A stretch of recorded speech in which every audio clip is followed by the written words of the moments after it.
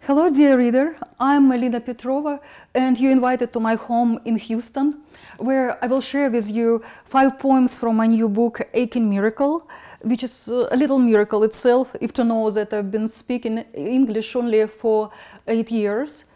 Thank you for listening.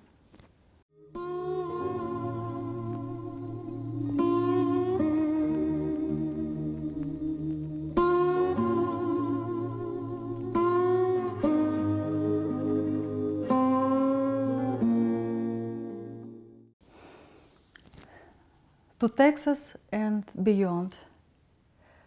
She lay down between the rails, watching the west train whistle by, high above, overloaded with cargo.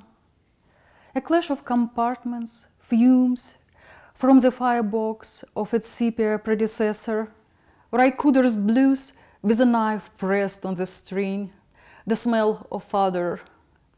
She got on the train, a time traveler, peering into swishing prairies. The Tahoe blue eyes of smudgy, short-tempered settlers, not yet slickened into plankton in district court. She believed in self-defense.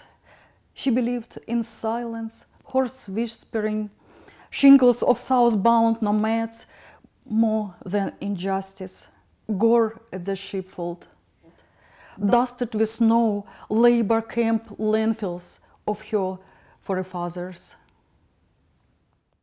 I want flatlands. I never cared about money and all its friends. I want flatlands.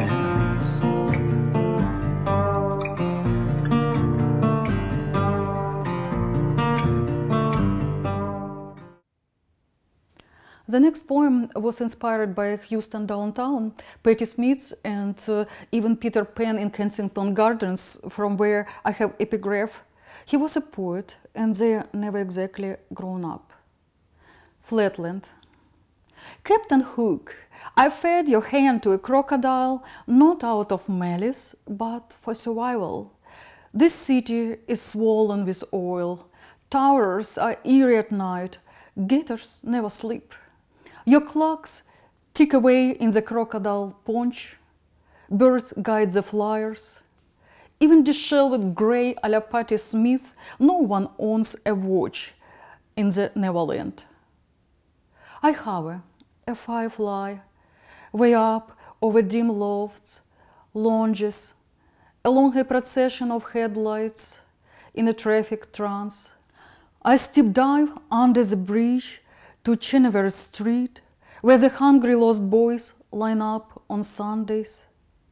The ceaseless shrill of a highway junction, gapped teeth, macaroni and cheese I serve, warm styrofoam in chapped hands. In the mornings, I shoot upwards, peering at people who peer at numbers, shove through cramped cubicles with hope for advancement, like lobsters with a tied-up claws in the aquarium of a seafood restaurant. Everyone was a winged child. Everyone is. This is my neighborhood. Middle-aged, neatly mowed. No more anticipations, anxious doves at pink ash dawns. Flatland. Each day is a future.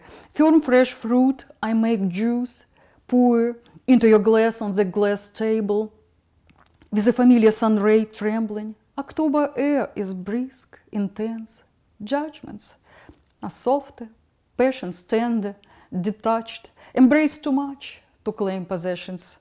Fairy tales, maples in flames and firebirds. Fire, what have I done to you?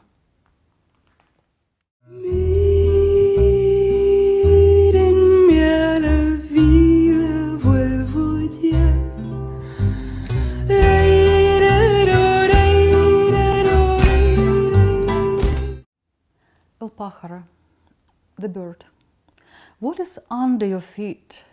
Friable clay, several miles deep, driftweed decayed, sanded into sediment, ancient rock salt pushed upwards with oil seep, What is above the soil? Walking beams of palm jacks, migrant birds of marshland, whooping cranes fly by day, feet on the wing, warblers peck in thickets, flash in the dark to the beckoning indigo.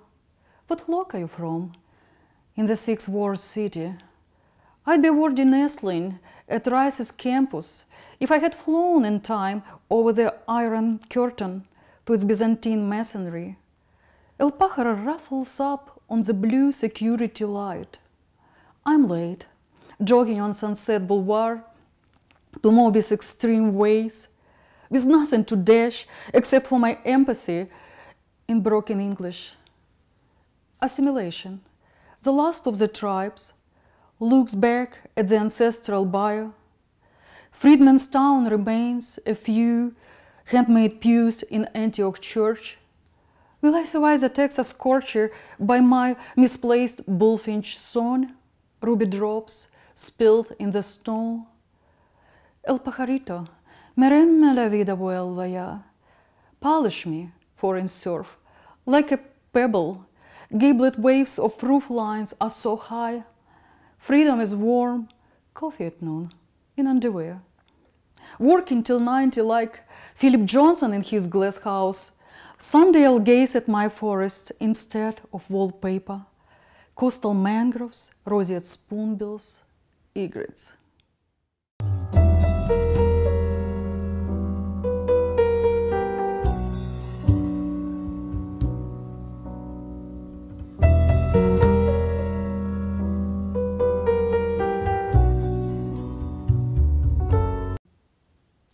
Kyoto dolls.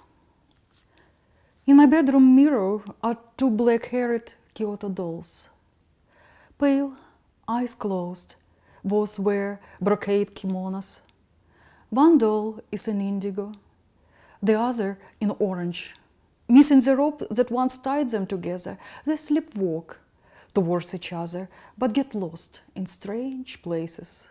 In a dream, dark butterflies peer at the indigo doll with magnified emerald eyes on their prophetic wings. She hears the heavy breathing of a soldier working his way through a Guadalcanal rainforest. His parched tone reaches a drop on a glassy leaf. A distant Scottish lullaby cools his fever. The microchip of inserted memories glitches. The orange doll sees a bench at Bethesda Terrace. Angel of the frozen waters, sailing out of the fog, nude branches in the whitewash morning of Central Park. A piercing Eric Satie sadness played in a major key by a jazz trio at Grand Central Station.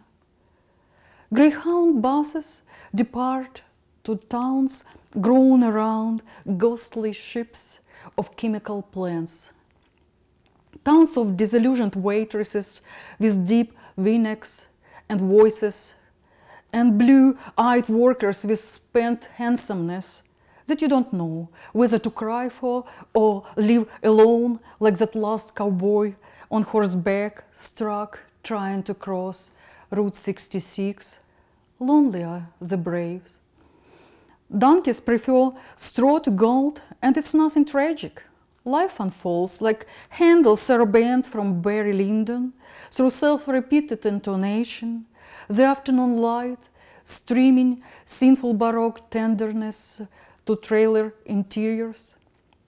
The unseasonable feeling of spring in January, that subtle extra humidity, a ferment of causeless expectancies, la folie, metempsychosis that I assume about the wounded cats, that nuzzled into my life, tales of Kyoto dolls, one of whom, with a glued-on head, is me, the soldier. For 7 years you walked from the law office through a cacophony of crossings, steam rising from subways to the windy alien city. You looked for a silhouette from the frosted window in the corner coffee shop on 42nd, until I came, dropped my rucksack next to you, and said it's time to go home. In the mirror, we finally meet on the shore. We are children. I'm in azure, you're in light orange.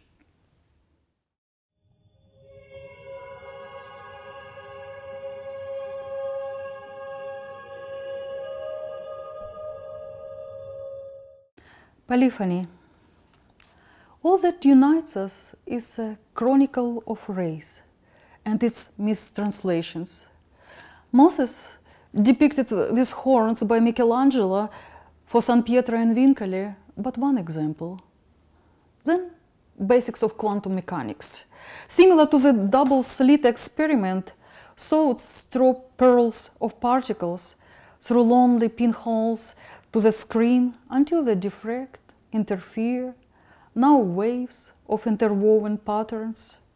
That's how you reach me in 6,000 miles.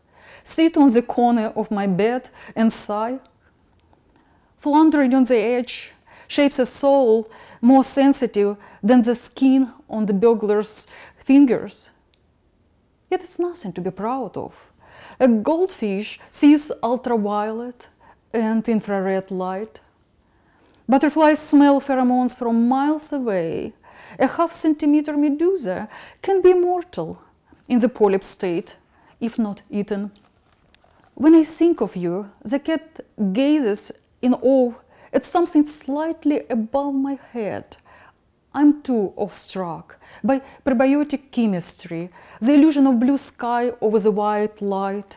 I'm touched by people carrying on, like the illegal roofer who sends every dime he earns to his children in Guatemala, embraces them on Skype for 5 years.